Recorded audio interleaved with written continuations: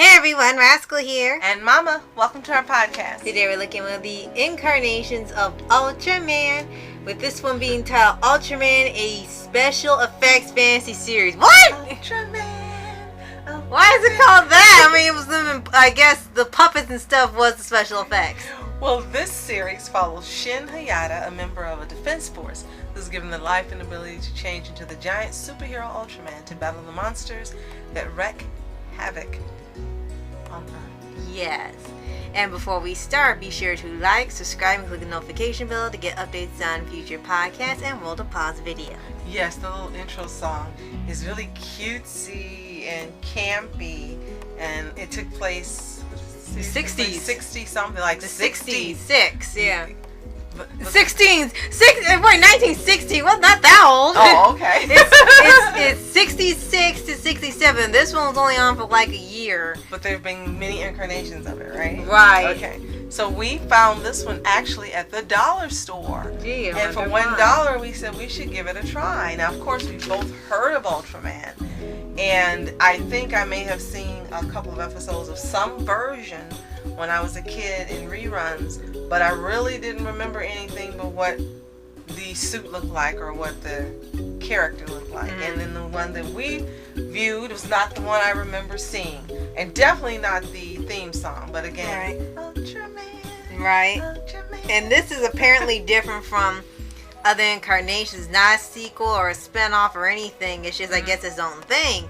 Because the only other Ultraman we know about that they tried to do recently was a Netflix one. And we did attempt to watch that. And we thought it was a reboot, but it was supposed to be like some far-off sequel to the very first Ultraman. It was really odd because it looked like it could be good, but it was so either slow or That's what was it was wrong. so slow, or you couldn't comprehend what was going on because you had to see the original one from the 60s or before then to understand this story. Right. So after I think 3 episodes, we stopped. We may return someday, but we stopped. And this was last year that when it first came out in 2019 that we did attempt to watch it. But this one was fun to watch. You got to see, how they filmed then, and you saw the little orange suits that they actually thought were stylish back then, which is, I'm sorry, it was hilarious looking at it. And you see how actually they were genius at having humans put on costumes and do the monsters and things and make it look like it was really huge and large scale. And then they also, which was very forward during that time, they had a female member of their team who was smart and pretty and confident, and she was smarter than the guys, actually. Which they had to show, right? Like, yeah, you're ahead of the times. Yes, so, but it was fun to watch. And they did have an English dub, and what was really great about it is that it was the cast of the original Speed Racer series in the English dub. Yes. So I thought that was actually a really cool thing that they did. And even with the syncing up, like it's easier to tell it's dubbed when you watch it if it's live action rather than animated. But I must say they at least tried to make it look like that's what they were saying in English. Yes, they did. They did. And as I mentioned, it was fun to watch until you got to episode 9. Then it started getting dark when they actually started killing the monsters. We're like, what the heck happened here? Right? It's like, one of the few episodes we saw, it was always something fun, but it was also weird things happening with aliens and stuff invading, and even battle them. You would just mostly defeat them or into submission or something. But in the last 2, he would rip off the fins and stuff off the neck and things and just take it down. It's like, why are you killing the monsters? I mean, I know they're monsters, but after watching Star and stuff, like, you feel bad for the monsters. Now, what was really odd compared to our superhero movies and animes now is there wasn't much time given to the backstory. It's like, boom, okay, here, you're worthy. Right. And that was it. That's you all it just took. accept him as Ultraman, and that's it. Yeah, but the whole backstory and why you got chosen was all in one episode, and he was probably asleep most of the time. And it didn't happen until the end of the episode. I'm like, is he ever gonna change? Is it ever gonna? It happened. Yeah. Oh, okay. And then it turns out that's how it works every episode. It's about 25 minutes long with the opening. And it's about the monster and trying to fight it and stuff for about 24 minutes, and then the last 5 minutes the guy turns to Ultraman and fights the monster. So you gotta wait the whole episode to see him turn. I'm like, what?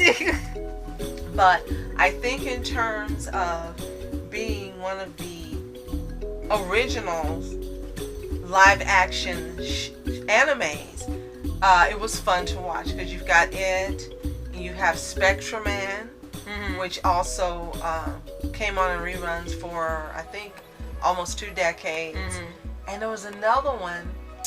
He was gold, and I can't remember what his name was, but they all had the same formula. You know, humans in the costumes, pretending to be giant robots, fighting giant monsters, Godzilla style. But it's fun. I mean, it was really fun to watch, and I can't imagine how it was then to watch it originally, because back when this came on, there weren't things like this airing in the U.S., so it was probably exciting for the kids, and they loved it, and it probably was pretty popular, I would think. Yeah, because they got something very different. And you got so many incarnations of it, so clearly it had a lot of staying power. They just kept redoing it each time to do it differently, and where it was more updated. So yeah, I guess that makes sense.